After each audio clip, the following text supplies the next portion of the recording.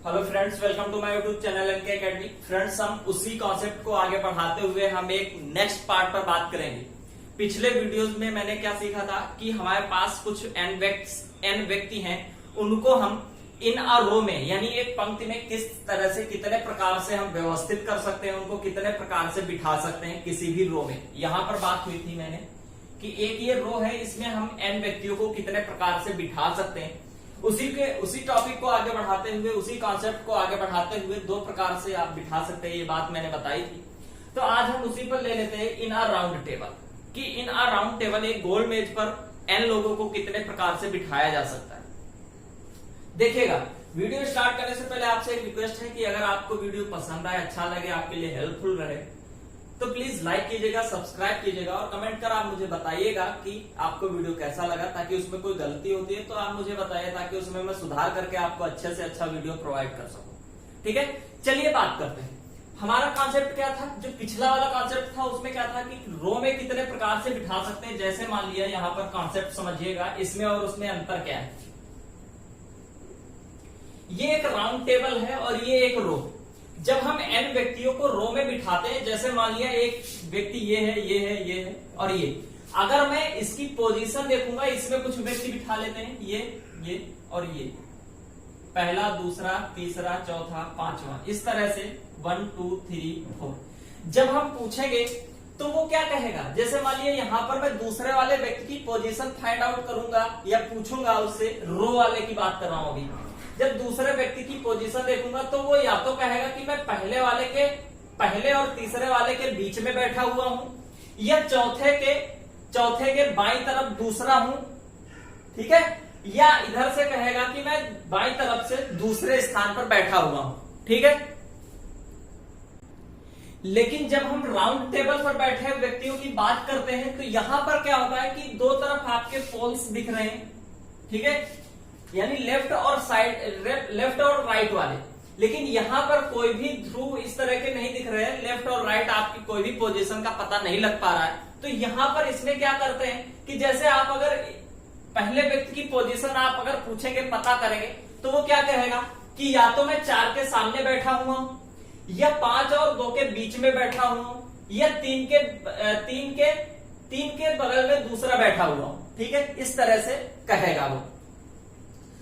कुल मिला के इसकी जो भी पोजीशन होती है वो एकदम एक्चुअल नहीं बता सकते हैं इसमें। तो यहां पर क्या किया जाता है कि एक व्यक्ति को फिक्स कर दिया जाता है, और मैंने बार बार कहा है कि जो चीजें फिक्स हो जाती हैं वो खत्म हो जाती है, उनकी वैल्यू खत्म हो जाती है। क्लियर है, यहां पर एक व्यक्ति को फिक्स कर दिया, सपोज दैट जो दूसरा व्यक्ति है इसको फिक्स कर दिया, तो अब अगर उसकी पोजीशन पूछी जाएगी तो वो कहेगी जो भी व्यक्ति बैठा हुआ है, जो दूसरा वाला व्यक्ति है, उसके दाईं ओर हम बैठे हुए हैं, अगर पहले व्यक्ति की पोजीशन देखी जाएगी।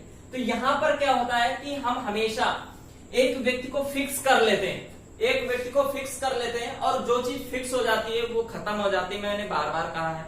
तो यहां पर एन व्यक्ति हैं, कितने व्यक्ति हैं कि एन व्यक्ति को अगर हम राउंड टेबल पर बिठाएंगे तो एन व्यक्तियों में से एक व्यक्ति जो फिक्स करके जिसकी पोजीशन जिसके अकॉर्डिंग निकाली जाएगी वो एक कम हो जाता है। जैसे यहाँ पर 1 2 3 4 5 6 इस तरह से एन व्यक्ति बैठे हुए हैं, 1 2 3 4 5 6 7 8 9, इस तरह से एन व्यक्ति आपके पास बैठे हुए। इनकी पोजीशन कैसे निकालना है, तो यहां पर हम एक व्यक्ति कोई भी फिक्स कर लेते हैं, सपोज दैट ये 7वां जो व्यक्ति है इसको फिक्स कर लिया।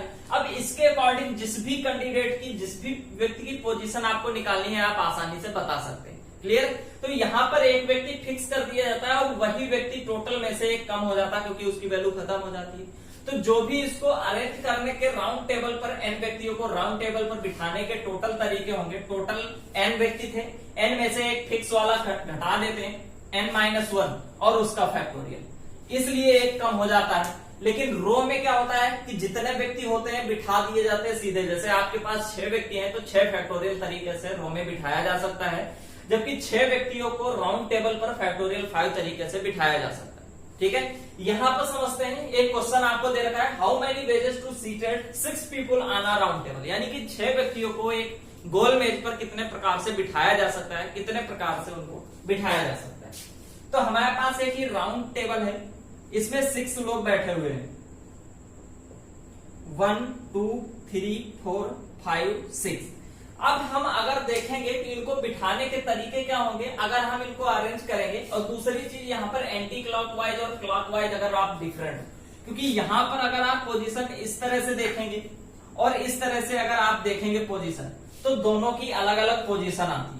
क्योंकि अगर यहाँ पर 5 की वैल्यू, आपकी 5 की पोजीशन देखेंगे तो इधर के अकॉर्डिंग दूसरी आएगी और इधर के अकॉर्डिंग दूसरी आती है, ठीक है।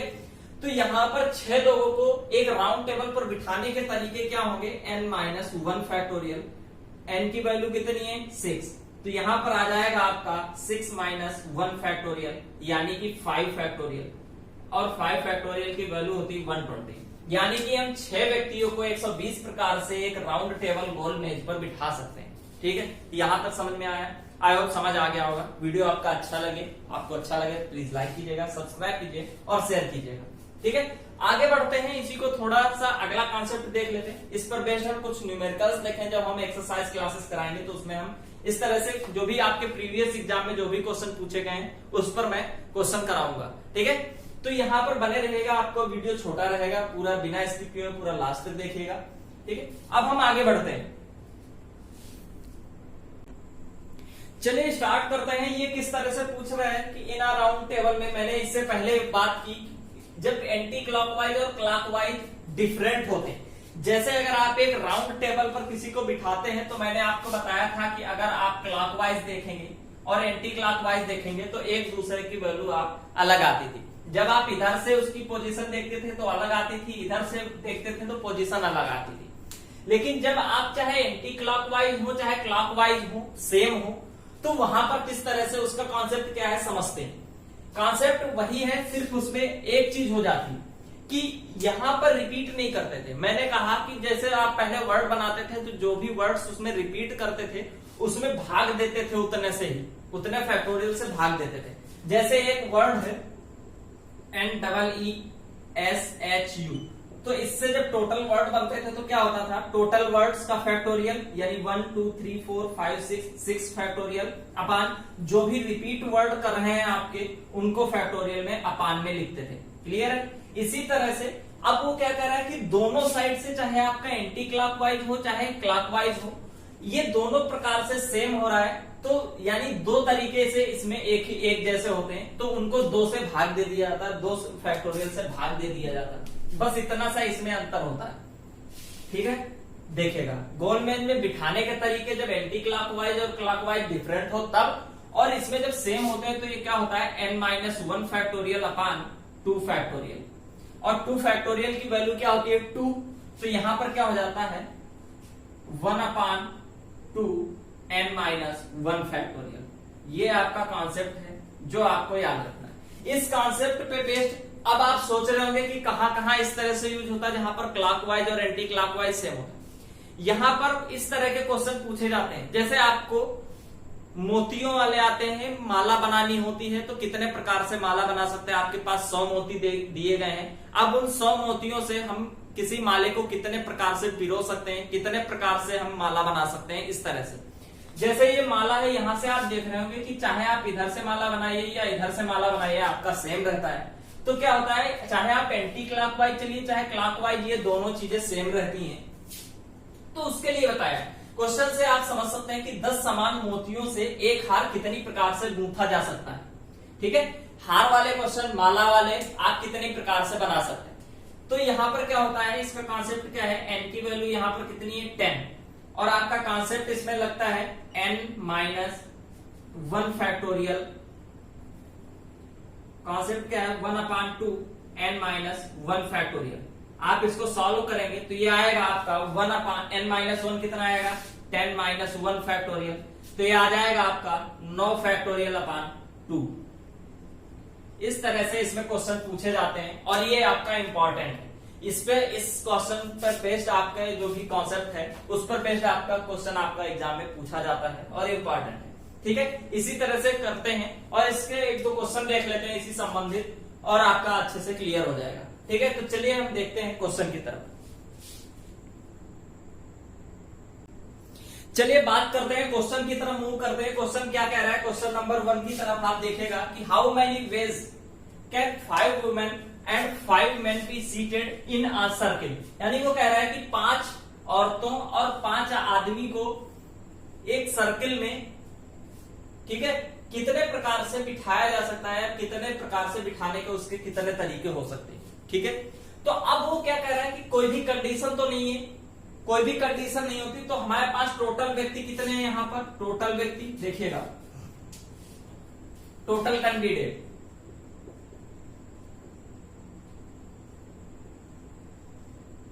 टोटल कैंडिडेट्स कितने, 5 औरतें हैं और 5 आदमी, तो टोटल कितने हैं आपके पास, 10 लोग हैं, 10 व्यक्ति हैं टोटल। और इन 10 लोगों को एक राउंड टेबल पर बिठाने के तरीके कितने होंगे, n-1 फैक्टोरियल, n-1 फैक्टोरियल। तो इसका आंसर आपका आ जाएगा 10-1 फैक्टोरियल, यानी कि 9 फैक्टोरियल, ठीक है। इस तरह से ये आपका क्वेश्चन सॉल्व किया जाता है और इसी तरह से आपके आते हैं, ठीक है, एग्जाम में इसी तरह से पूछे जाते हैं। अगला क्वेश्चन क्या कह रहा है, इन हाउ मेनी वेज, यानी कितने तरीके हो सकते हैं, can a part of 4 man and 4 women, यानी 4 आदमी और 4 औरतों को बिठाने के इन अ सर्किल, एक वृत्त में बिठाने के कितने तरीके हो सकते हैं, सो दैट, ताकि 2 वुमेन सीटेड टुगेदर, यानी कि 2 औरतें साथ साथ में बैठी हो, तो कितने तरीके से उसको बिठाया जा सकता है, ये कह रहा है क्वेश्चन। फिर से एक बार समझिएगा कि 4 आदमी और 4 औरतों को एक वृत्ताकार मेज पर, यानी वृत्ताकार मार्ग पर, या हम कह सकते हैं एक वृत्त पर कितने प्रकार से बिठाया जा सकता है, जबकि 2 औरतें, कोई भी 2 औरतें साथ साथ में आई हो या साथ साथ में बैठी हो, तो कितने प्रकार से उनको बिठाया जा सकता है। चलिए इसको समझते हैं। इंपॉर्टेंट कंडीशन किस पर है, औरतों पर, कि 2 औरतें साथ साथ में आए। तो अब देखिएगा यहां पर होता क्या है कि कैंडिडेट जो भी हमारे पास है, उसमें से जो भी आदमी है उन पर तो कोई शर्त है नहीं कि वो साथ साथ में है। तो हम सबसे पहले आदमी को बिठा लेते हैं। हमारे पास टोटल कैंडिडेट कितने, 4 और 4 8 हैं, तो 2 3 4 5 6 7 8 कैंडिडेट है। अब हमने इन पर 4 आदमी को बिठा दिया, ठीक है। अब 4 आदमी को बिठा दिया हमने, तो यहां पर क्या हो गया, पहला ये वुमेन मैन हो गया, दूसरा M1 M2 M3 M4 M5, अब 5 नहीं है, 4 आदमियों को इधर बिठा दिया। वो कह रहा है कि 4 वुमेन भी बिठाएं, ताकि इस तरह से बिठाएं कि 2 वुमेन साथ साथ में है। अब हमारे पास एक राउंड टेबल पर उनको आदमियों को बिठाने के तरीके कितने होंगे, n-1 फैक्टोरियल। आदमी कितने हैं आपके पास, 5, तो 5-1 फैक्टोरियल, यानी कि आदमी है आपके पास 4, तो आप 4-1 यानी कि फैक्टोरियल 3 प्रकार से आदमियों को आपने बिठा दिया। फैक्टोरियल 3 प्रकार से आपने आदमियों को बिठा दिया। और फिर क्या हुआ, अब जो औरतें हैं उनको बिठाएंगे, तो उनको कितने प्रकार से बिठा सकेंगे, आदमियों को बिठा दिया हमने एक राउंड टेबल पर 4 आदमियों को बिठाया, तो उनको बिठाने के तरीके हमारे पास क्या होंगे, n-1 फैक्टोरियल, यानी फैक्टोरियल 3। इसकी वैल्यू कितनी आती है आपकी, फैक्टोरियल 3 की 6, ठीक है। 6 प्रकार से आदमियों को बिठा दिया मैंने। अब औरतें बच गई, औरतों को बिठाया, तो यहां पर आ गई आपकी एक वुमेन, दूसरी, तीसरी और चौथी। तो अब यहां पर कोई कंडीशन नहीं है, ठीक है, क्योंकि एक आदमी को फिक्स करके हमने एक राउंड टेबल पर बिठा दिया। मान लिया एक पहले आदमी को फिक्स कर दिया, इसके अकॉर्डिंग हमने बिठा दिया आदमियों को।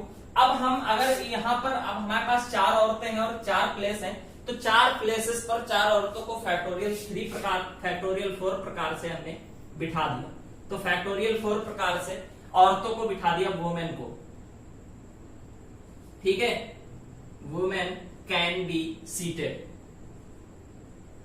ठीक है, women can be seated in a round table. तो यहां पर 24 प्रकार से औरतों को बिठा दिया। तो अब टोटल क्या हो गया आपका, आदमी भी बैठे और औरत भी बैठे। तो आदमी कितने प्रकार से बैठे थे, 6 प्रकार से, और औरतें कितने प्रकार से बैठेंगी, 24 प्रकार से। तो 6 गुणे 24 कर दिया, तो ये कितना आ गया आपका, 144। टोटल 144 वेजेस होंगे, तरीके होंगे, वेज होंगे, तरीके होंगे, ठीक है, एक राउंड टेबल पर बिठाने के, आदमी और औरतों को। समझ गए? यहां तक यही था आज का वीडियो। अगर आपको पसंद आया है तो प्लीज लाइक कीजिएगा, सब्सक्राइब कीजिएगा और शेयर कीजिएगा। ठीक है, थैंक यू।